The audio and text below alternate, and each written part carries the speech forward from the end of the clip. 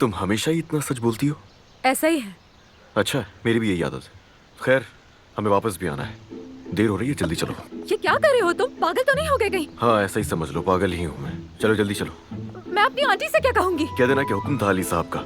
कैसा हुक्म? मैं नहीं मानूंगी अली साहब। हर कोई मानता है हुक्म मेरा यहाँ, सवाए तुम्हारे। आराम से बैठ रही हो या जबरदस्ती करूँ मैं?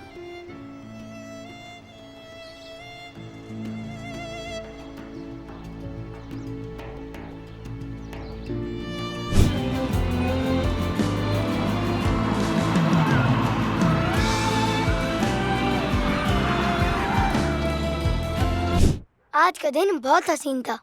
आज का दिन तो मेरे लिए भी बहुत हसीन था।